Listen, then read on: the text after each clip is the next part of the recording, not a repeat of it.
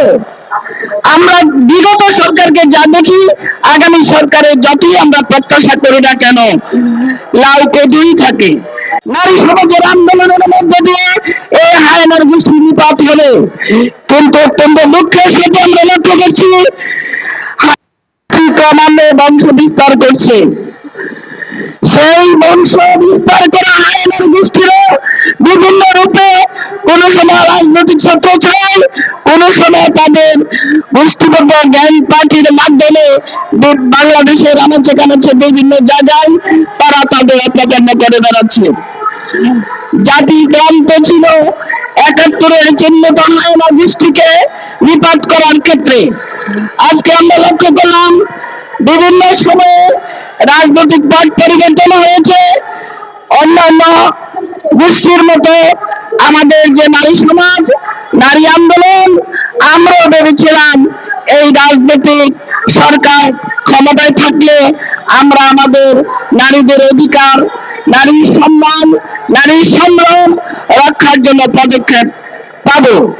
কিন্তু আমরা দুঃখের সাথেই যুগের পর যুগ লক্ষ্য করছি যে লাউ সেই কবে।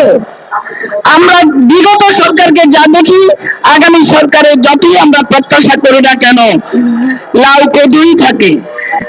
আমরা লক্ষ্য করেছি যে আজকে দীর্ঘ সময় পরে, বিগত সময়ে তো নারী নির্যাতন 2025-এর সমীক্ষা, 24-এর সমীক্ষা, নারী নির্যাতনের ভয়াবহ চিত্র এসেছে। আমরা লক্ষ্য করেছি 2024-এ নতুন করার জন্য অনেকেই নতুন তৎপরতা নিয়ে জানান দিয়েছে জাতির সামনে। নারী সমাজ কিন্তু বুক বেঁধে আসায় লক্ষ্য ছিল এবার হয়তো দেশটা, সমাজটা, নারী সমাজের কিছু পরিবর্তন হবে। কিন্তু যে উদাহরণ দিলাম, সেক্ষেত্রে আমরা একই করে দেখলাম।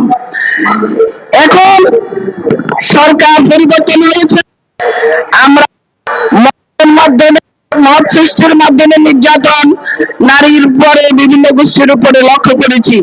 কিন্তু নারী সমাজ, নারী আন্দোলন, বাংলাদেশ মহিলা পরিষদ সহ সকল নারী আন্দোলনের সংগঠনগুলো আমরা ভেবেছিলাম এই সরকার, অন্তর্বর্তীকালীন যে সরকার, ইউনূসের সরকার, সেই সরকার পরিবর্তন করে গণতান্ত্রিক নির্বাচিত সরকার আসলে হয়তো পরিবর্তন হবে।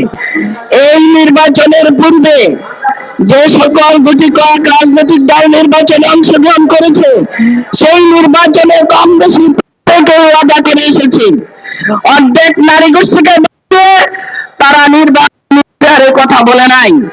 তারা রাষ্ট্র গঠনের জন্য নতুন মেকানিজম করবে, স্বস্তির রাষ্ট্র প্রতিষ্ঠিত করবে, গণতান্ত্রিক প্রতিষ্ঠা করবে, নারী ক্ষমতা বিন্যাস করবে, এই সুন্দর চমকপ্রদ কথা দিয়ে তারা ক্ষমতায় এসেছেন।